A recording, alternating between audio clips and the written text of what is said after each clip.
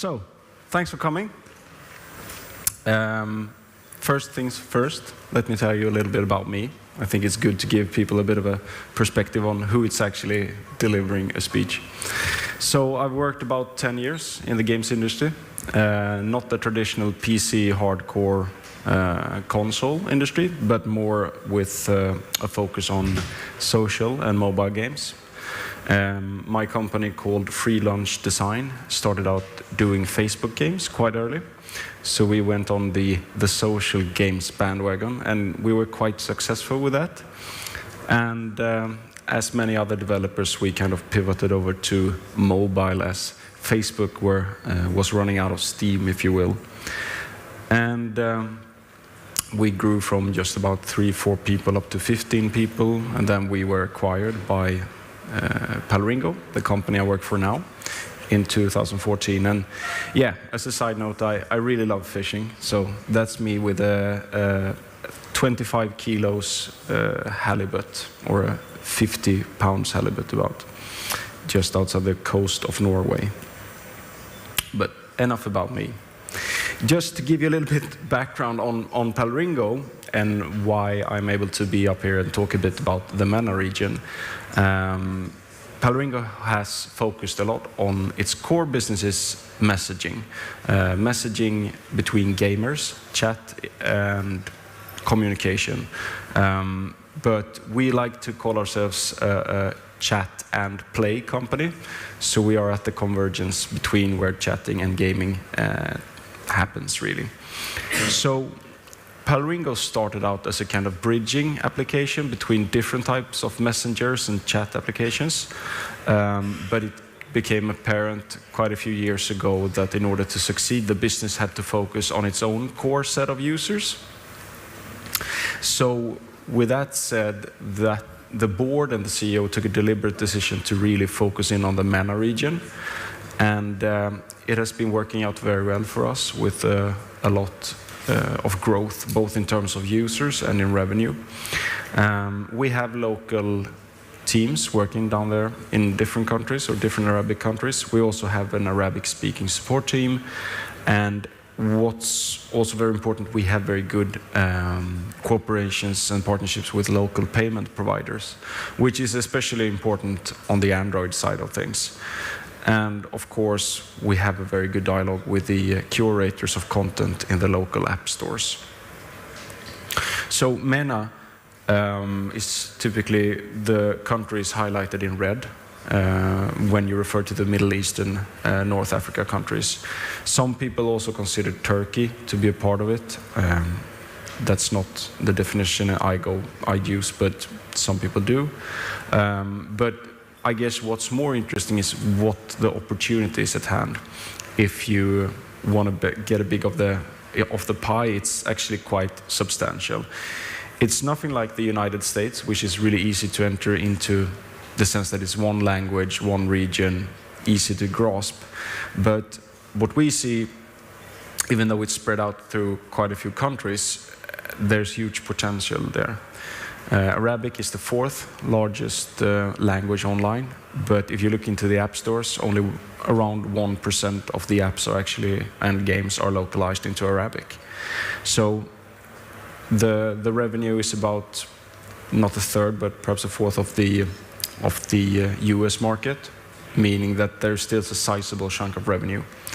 And it's about half the size in terms of smartphone usage, if you compare it to the United States. So there is certainly an opportunity to people who would kind of dare to go there.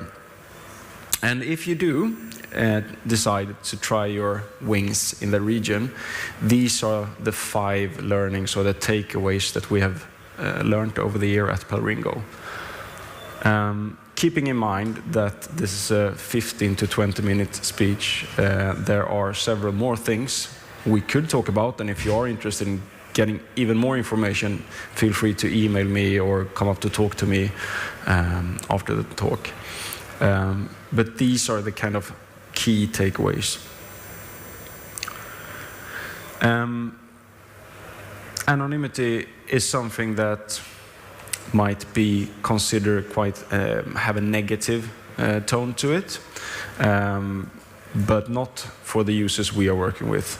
It would rather be the opposite, that it's quite positive to be able to create an online persona, an alias in which you engage with other gamers, other players inside a community. So, for instance, a lot of mobile developers have seen a lot of success in Western countries in utilizing Facebook Connect. We've tried both Facebook Connect, and we also use our own system, Palringo Connect, and we actually see that a lot of users don't really tend to want to use something like Facebook Connect, simply because they might not want to talk to people they know about them playing games. And also, we see that we have spenders that really spend a lot on in-game items, but they don't want to flaunt it. They don't want to brag about being themselves spending this much on a virtual item necessarily. They rather say, this is my handle or my persona online, and that's the one who gets the fame, not myself, the person behind it. So we see it as very important to guarantee the user's anonymity.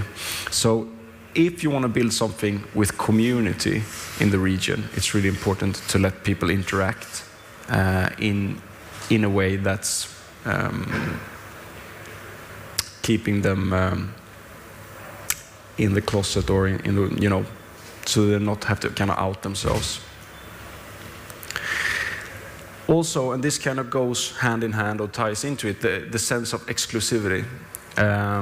When you do pinpoint and localize these, locate these really high valuable users and the loyal users, we see that a way to get them more engaged, more loyal, is to kind of give them access to sneak peeks, new releases, new games, ask them for their recommendations. We don't necessarily always act on what they recommend us, but we see that specifically in the MENA region, there seems to be a huge favor towards stuff that's shiny, blingy, and makes them seem, a bit bolsterous, or, So what we have in Palringo, as an example, we have this meta game, which is really like you level up your online character in an MMO with level. We have something called reputation. It's called rep for short, and basically whatever we slap reputation on, the users go nuts for it, because they really want to level up in the meta game. So giving your users the power to kind of level up or feel like they are part of something, or a core part of the community that's perhaps a bit more important than the rest of your users, that's a good way to keep your loyal users coming back for more. Yeah, if you do a game as a service these days, and if you're targeting the United States as a market, you couldn't really do it without thinking of having a Christmas special, Thanksgiving, Easter, Halloween, etc. It's of course equally important in the MENA region, but I'm first and foremost thinking about Muslim or Islamic religious holidays, where the two biggest one being Eid al-Fitr and Eid al-Adha. I'm sorry if someone is offended by my pronunciation. It's not good. But what's interesting is you need to look at these, learn what they mean, and see how you can kind of work with them to your advantage. For instance, Ramadan is really interesting because you will see a usage drop-off if you're running a game. But typically you will see your users start coming back over the month's time that is Ramadan, because by the end they started going back into old habits. But really that's across all network usage, internet usage, and app usage in the MENA region, simply because people take a break from their screens. And with a company such as Palringo, who's quite big in the tech scene, and we need to make sure that our revenues are kept up on a month-by-month basis, it's an opportunity to do some good. Because there's a strong affinity for giving during Ramadan. to charity. So what we have done is we have promoted different games with different type of features that when they buy something or give money, it's donated directly to good causes. So for us, it's been a way to show that we can keep up our revenues during really slow, during what's otherwise a really slow month, but also, I guess it's kind of a good thing from a PR perspective. Besides, it's obviously a nice thing to be able to share wealth with less fortunate people. Cultural respect, well, I guess this goes for whatever region you're working in, but you need to acknowledge the fact that there is a bit, different type of, different situations or features that might be culturally accepted or not. For us, we see three ones that are kind of, you have to tread a bit carefully around this: sexuality and how you portray nudity in the game. Also real money gambling, which is a big no-no. Then again, social gambling might not be. And of course, drug and alcohol reference inside the game. There are more stuff to it than this and more points that we could discuss, but these are the three most obvious ones that we see we need to tone down or work around if we work with external partners. If you look at this image right here, to the left you have the first version of a character for a mob-style game, which we're developing with an external partner. And as you can see, it shows a bit of cleavage, and we actually sense that it's not going to play well within the region. And we work with a local team based in Jordan, who we sit down with and kind of review stuff when we need and say, well, actually, we'll just have to redraw this image. So this one, I mean, is quite obvious, I guess, but if you look at this one, it's also a boss from the same mob game. To the left, we have a character who's a male guy that's wearing gold. And to certain people in this region, male people wearing gold is not really something you would be socially acceptable. So it had to be redrawn into silver. But this is just references to the subtle nuances. That's to us perhaps a bit, you need to know what you're doing really. That's basically the message. Of course, localization, really big thing. Does anyone know exactly what it says, that word says, by the way, in here? No? It says play. I asked my colleague, he's like, yeah, I want this old-fashioned font style. Old-fashioned? Do something, and it needs to look Arabic. It's like, okay, you get this one. And then we had this big discussion about what actually looks like Arabic. It turns out, me as a Western person thought this looked very much Arabic, and he thought, it's not really look like Arabic to me, but it's Arabic, but it's, So the thing is, Arabic is very, very kind of big word for, or a small word for a lot of different dialects.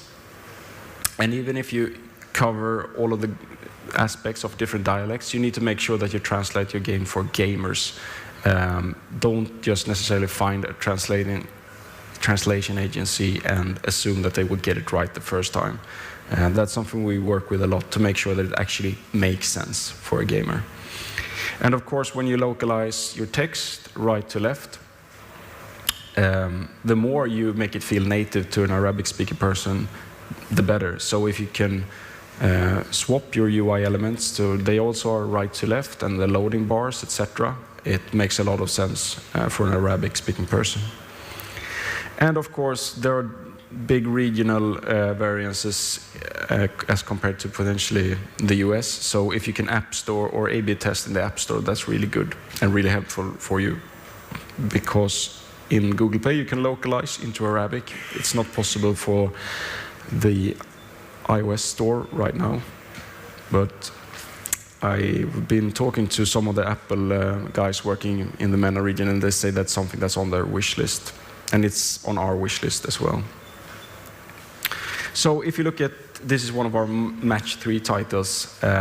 to the left-hand side, you have the English version, and on the right-hand side, you have the translated version. And I guess it's not a super big difference, but you can actually see that the menu elements and the UI elements are mirrored.